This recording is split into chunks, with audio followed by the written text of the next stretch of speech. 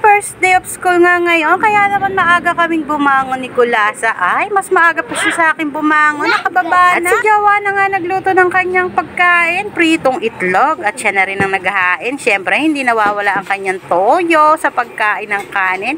At pinagtimpla na nga kami ng kape. Heto, kape-kape muna ang person. Pagkatapos kang kumain ni Kulasa, ay umakyat na ako sa taas para naman kunin ang kanyang mga gamit. Dahil pagkatapos kang kumain ni Kulasa, ay naligo na. Kaya naman heto, ako kukunin ko na ang kanyang uniform na isusuot, yung blouse at palda, at syempre kung anik-anik pa. Ito na nga pala ang mga nakuha kong uniform ni Kulasa, at yung bag nga pala siya na nagbaba. Mamaya ko na lang liligpitin ang aming higaan, kaya heto, at ginagaya ko na si Kulasa.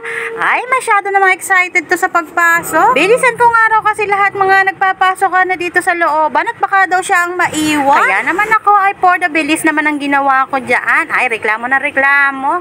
So, ayun, tingnan niyo ang mukha, medyo nakasimalmal pa, pero natutuwa siya sa kanyang uniform. Ay, ang cute nga naman niya sa uniform niya ngayon. Opak, diba? Susuklayin ko lang yan at pupusurin. At hindi na nga makapaghintay si Kulasa, kaya naman binitbit yung bag at lumabas na at aalis na raw siya. Ay, kaya naman heto't napasunod na ako. Mag-aabang na nga kami ng tricycle dito para naman masakay at makapunta na ng eskwela. At kami na nga lang pala ang naiwan dito sa looban. At nag-aabang pa nga ako ng lalabas dyan. Ay, wala na pala. Nakapasok ng lahat. Kaya naman heto't nakasakay na kami sa tricycle.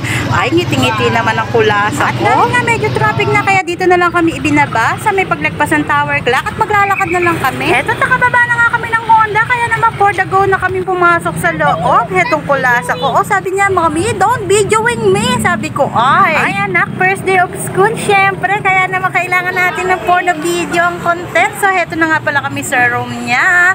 At eto na rin si Bella. Kaya naman iiwanan ko na siya dyan at lumabas na nga ako at makikipagchismisan. So, yun lang.